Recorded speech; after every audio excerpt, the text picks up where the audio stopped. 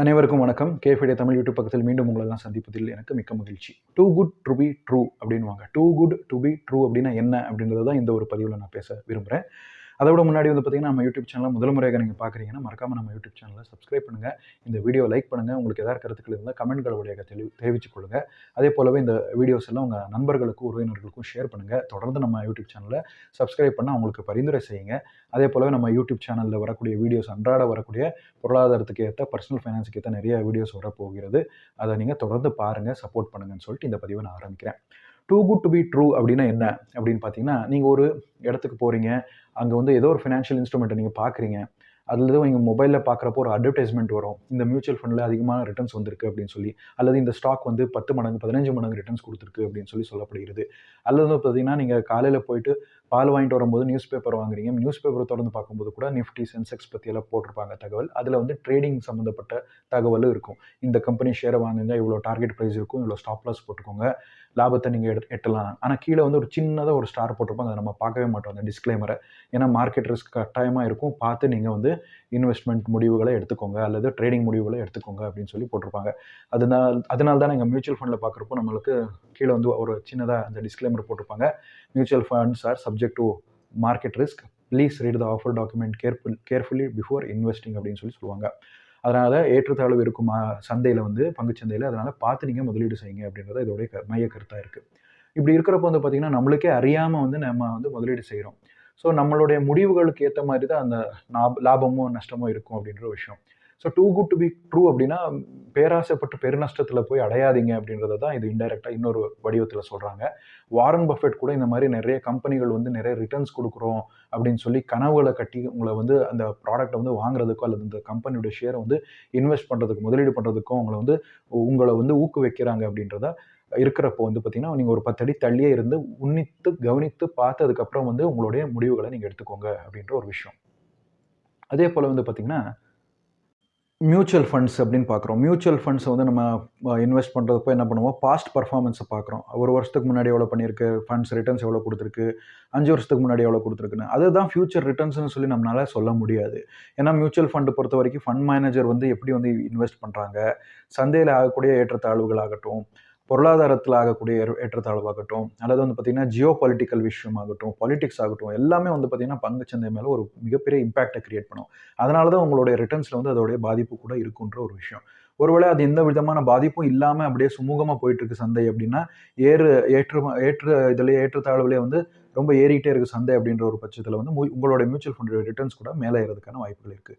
அதே போலவே 3 வருஷம் வந்து ரொம்ப அண்டர் பர்ஃபார்மன்ஸ் பண்ணக்கூடிய ரிட்டர்ன்ஸை கொடுக்காதக்கூடிய மியூச்சுவல் ஃபண்ட்ஸ் வந்து அதிகமான பர்ஃபார்மன்ஸ் பண்ணியிருக்க உதாரணங்களை கூட நம்மளால பங்குச்சந்தையில பார்க்க முடியுது அப்படின்றது விஷயம். ஸோ அதனால too good to be true அப்படின்னா, நீங்கள் வந்து எந்த ஒரு விஷயத்தையும் வந்து பார்த்தீங்கன்னா, அடிப்படையான சில விஷயங்களை வந்து எடுத்துக்கொண்டு தான் நீங்கள் அதை பற்றின முதலீடுக்கான முடிவுகளை நீங்கள் எடுத்துக்கோங்க அப்படின்றத இதில் வந்து மையமான ஒரு கருத்தாக இருக்குது. ஃபண்டமெண்டல்ஸை பாருங்கள், பேலன்ஸ் ஷீட்டை பாருங்கள், ஒரு கம்பெனியோடைய ப்ரொமோட்டருடைய பேக்ரவுண்ட் என்னன்னு செக் பண்ணி பாருங்கள்.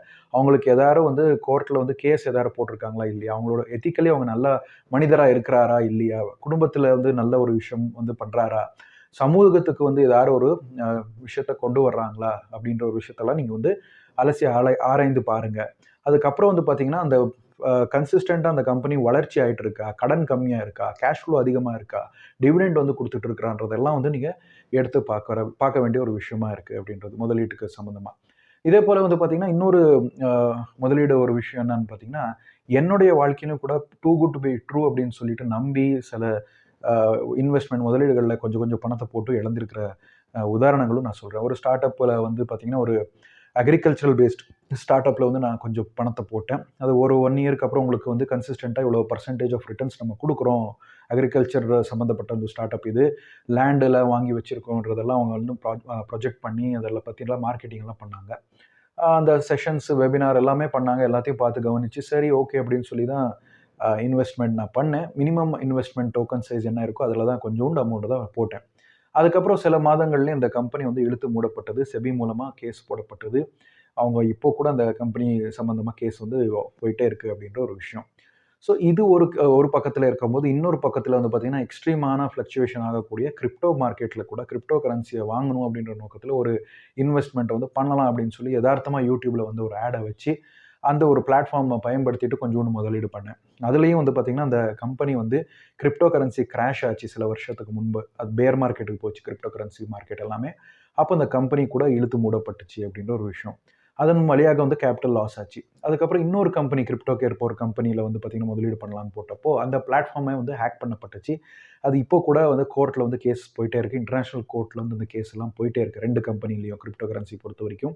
அது பணம் வருமா? வராதா? அப்படின்றது நம்மளுக்கே தெரியும். லீகலா போட்டாங்கன்னா கேஸ் எவ்வளோ வருஷம் இழுத்து அடிப்பாங்கன்றது நம்மளுக்கு தெரிஞ்ச ஒரு விஷயம் தான். அதனால too good to be true அப்படின்னு சொல்லிட்டு ஃப்ளாஷியா இருக்கக்கூடிய ரிட்டர்ன்ஸ் அது எல்லாத்தையும் பார்த்து முதலீடு பண்ணிட்டு நீங்க வந்து லாஸ் பண்ணிக்காதீங்க. ஒரு வாட்டிக்கு 10 வாட்டி யோசிச்சுட்டு முடிவுகள நீங்க எடுத்துக்கோங்க. முதலீடு செய்யும்போது அதே மாரி தான் நீங்க வந்து ஷேர்ல வாங்குறீங்க அப்படின்னா, நீங்க முதலீடு செஞ்ச 10 ஷேர்ல கட்டாயம் ஒரு 3லேருந்து 4 ஷேர் வந்து உங்களுக்கு லாஸ்ல தான் கொண்டு போய் நிறுத்தும். அந்த மைண்ட் செட் வந்து நீங்க பில்ட் பண்ணி வச்சுக்கோங்க இப்பவே. மிச்சம் இருக்கக்கூடிய ஒரு இன்வெஸ்ட்மென்ட்டான பணம் என்ன இருக்கு? இந்த லாஸ் ஆயிருக்கிற அந்த ஷேர்களுடைய பணத்த விட அதிகமான ரிட்டர்ன்ஸ் உங்களுக்கு குடுத்திருக்கும் நீண்ட காலத்துல அப்படின்றது கூட மறைக்க முடியாத ஒரு உண்மையா தான் இருக்கு அப்படின்ற ஒரு விஷயம். ஸோ அப்படி இருக்கிறப்போ வந்து பார்த்தீங்கன்னா, உங்களுடைய அசெட்ஸ வந்து அதாவது உங்களுடைய இன்வெஸ்ட்மென்ட் வந்து எப்படி நீங்க முதலீடு செய்றீங்களோ, அந்த முதலீட வந்து நீங்க ரிஸ்க் டேக்கிங் கேப்பபிலிட்டி உங்களுக்கு அதிகமா இருக்கிற பட்சத்தில வந்து பார்த்தீங்கன்னா, இந்த மாரி அதிகமான ரிஸ்க் உள்ள ஃபினான்ஷியல் இன்ஸ்ட்ருமென்ட்ல நீங்க பணம் போடலாம். ஒருவேளை நீங்க வந்து லோ ரிஸ்க்கா இருக்கக்கூடிய இன்வெஸ்ட்மென்ட்ல நீங்க போடுறீங்கன்னா, இன்ஃப்ளேஷனால உங்களுடைய பணம் வந்து கருகிரும். அது கூட நீங்க மைண்ட்ல வச்சுக்கணும். ஸோ இப்படி இருக்கும்போது, நீங்க எந்த ஃபண்டமென்டலி ஸ்ட்ராங்கா இருக்கக்கூடிய ஒரு கம்பெனியோட ஷேர்லயோ, அல்லது ஒரு நல்ல மியூச்சுவல் ஃபண்ட்லயோ நீங்க ரிஸ்க் எடுத்துட்டு, கொஞ்சூண்டு ரிஸ்க் எடுத்துட்டு, கொஞ்சம் கொஞ்சம் முதலீடு பண்ணிட்டு, அத வந்து நீங்க டைவர்சிஃபை பண்ணிக்கலாம். மல்டிபிள் மியூச்சுவல் ஃபண்ட்ஸ்ல, மல்டிபிள் ஸ்டாக்ஸ்ல. அதன் வழியாக வந்து நீங்க என்ன பண்ணலாம்னா, உங்க ரிஸ்க்க வந்து டைவர்சிஃபை பண்ணிக்கிறீங்க.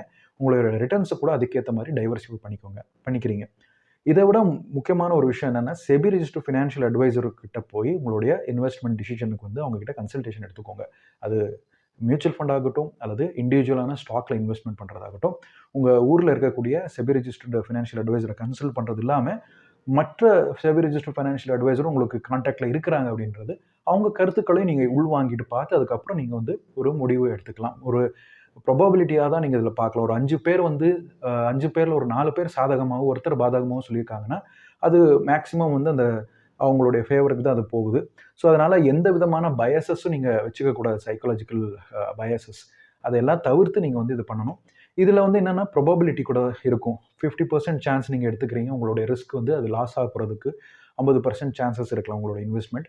இன்னொரு 50% சான்ஸ்ல வந்து பார்த்தீங்கன்னா, அந்த இன்வெஸ்ட்மென்ட் வந்து பெருகுறதுக்கான பணம் பெருகி உங்களுக்கு நல்ல ரிட்டர்ன்ஸ் குடுக்கறதுக்கான வாய்ப்புகளும் இருக்கலாம். ஒரு டாஸ் மாதிரி தான். ஹெட் ஆர் டெயில் எப்படி விழுகுதோ அந்த ப்ராபபிலிட்டி மாதிரி தான் இங்கேயும்.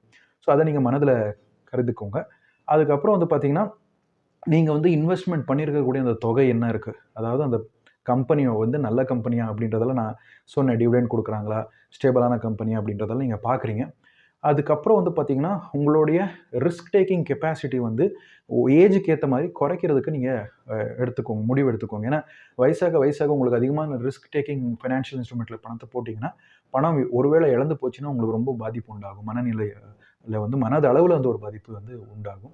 ஸோ யங்ஸ்டரா இருக்கிறீங்க அப்படின்றப்ப நீங்க ரிஸ்க் எடுத்துக்கலாம் அப்படின்ற ஒரு மைண்ட் செட்ல இருக்கிறீங்கன்னா, நீங்க வந்து யங்ஸ்டரா இருக்கிறீங்க அப்படின்னா, நீங்க ரிஸ்க் டேக்கிங் கெப்பாசிட்டி உங்களுக்கு இருக்கு அப்படின்னா, தாராளமா நீங்க வந்து ரிஸ்க் எடுத்துக்கலாம். ஸோ இதுதான் வந்து பார்த்தீங்கன்னா, இன்றைய ஒரு பதிவு. இந்த பதிவு உங்களுக்கு பிடிச்சிருந்தா லைக் பண்ணுங்க. உங்களுடைய கருத்துக்கள் ஏதாவது இருந்தா கமெண்ட்கள் வழியாக தெரிவிச்சுக்கோங்க. மீண்டும் இன்னொரு சுவாரஸ்யகரமான பதிவுகளுடன் சந்திக்கும் வரை உங்களிடம் விடைபெறுவது உங்கள் தமிழ் யூடியூப் சேனல் சார்பாக சந்தோஷ். நன்றி, வணக்கம்.